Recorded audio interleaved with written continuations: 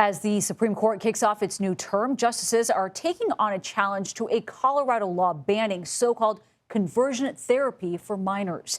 A 2019 state law defines it as, quote, any practice or treatment that attempts or purports to change an individual's sexual orientation or gender identity. Faith-based therapist Kaylee Childs is challenging that law. She says it censors important conversations with young patients about gender dysphoria and sexual orientation. She also says it violates her First Amendment rights.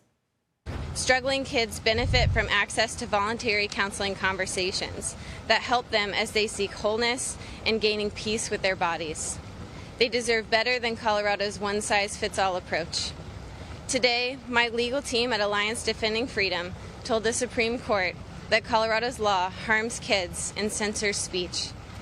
Now, the state of Colorado opposes this stance, writing in part that the First Amendment, quote, allows states to reasonably regulate professional conduct to protect patients from substandard treatment, even when that regulation, incidentally, burdens speech.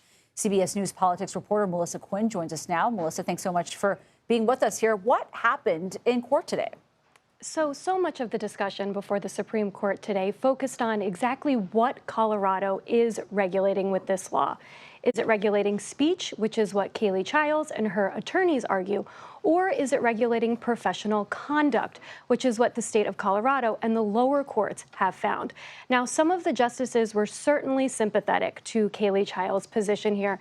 At one point, Justice Samuel Alito said that it looks like Colorado is engaging in blatant viewpoint discrimination, and Justice Neil Gorsuch called Colorado's interpretation of the law peculiar. But it's also possible that the court could actually send this case back to the lower courts to take another look at the law, which is something that was suggested by Justice Amy Coney Barrett at one point and also Justice Ketanji Brown Jackson.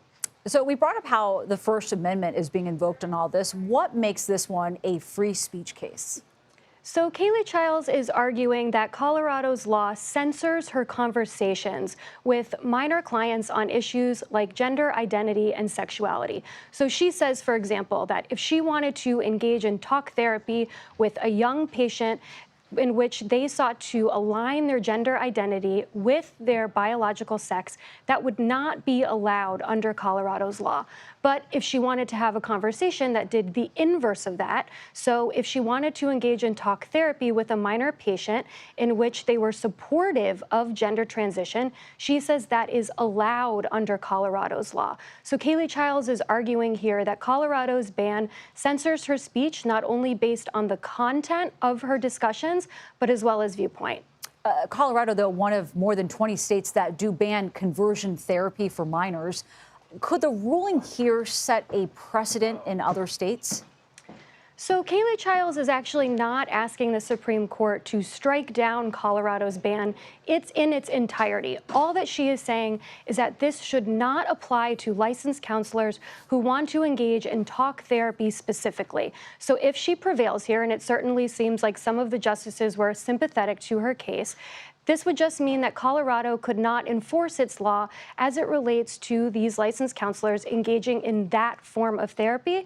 And it's likely that we could see exactly that happen in the other states with similar laws on the books, where this just could not be enforced as it relates to talk therapy specifically. Melissa Quinn, thank you very much.